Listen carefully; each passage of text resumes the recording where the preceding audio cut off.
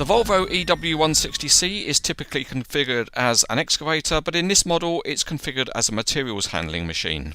It's not a big machine and has a typical operating weight of around 18 tonnes. The model comes in a see-through Volvo branded box, but there's no information or details about the real machine on the box. But it is well packed, because when you pull it out of the box you see that the model's contained within a couple of clear plastic formers which reside in a little cardboard tray, and when you lift that out you can separate the plastic formers and pull out the model. There's no instruction or information for the model, and there's no assembly to do because it's complete out of the box.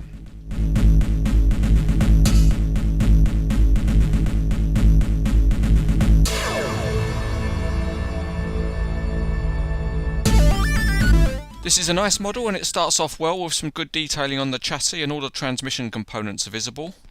The wheels are also good with some fine detailing and good chunky tyres with a strong tread pattern. At the front it has a metal dozing blade, and above that is a protection plate for the dozer hydraulics. At the other end the stabiliser arrangements are all in metal, but there's some good casting detail such as bolts and access plates. The cab detailing is very good with fine gauge handrails, mirrors and windscreen wipers.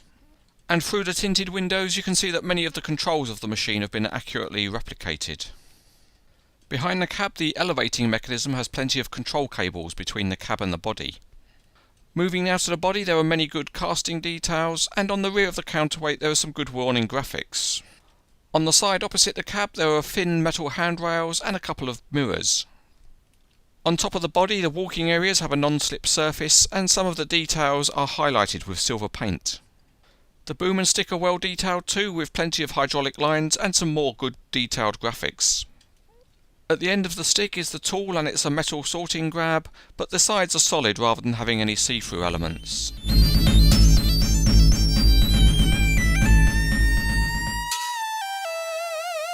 This is a wheeled machine, so as you would expect it rolls along well enough.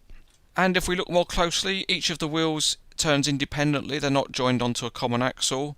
And the front axle has a degree of float, and it also steers.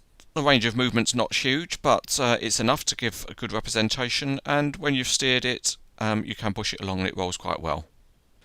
The dozer blade is on a simple up and down mechanism, so you can pose it up or down for dozing, and the protection plate that protects the hydraulics also follows the blade up and down, so that's quite a good little feature. You can pose the blade either up for travelling or down for dozing, or you can push it further down and use it as a stabiliser for when the machine is working. And at the rear end you also have the option to lower the stabilisers. These have got pivoting pads, and the mechanism's good because it's stiff enough that if you lower them it will hold the wheels off the ground. And if you then lower the front blade you've got the machine set up for maximum stability.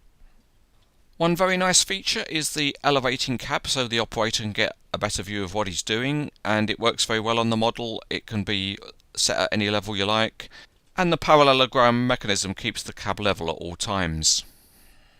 Moving on to the other features, the model rotates very well, it's very smooth and pleasant to use, and the range of movement on the boom and stick is also very good. You can stretch it out far, and the tool has adjustability as well. And you can also show it with the tool below the level of the machine if you wanted to pose it as if it was taking material out of a barge, for example. Or you can fold it right up as a transport load for a truck.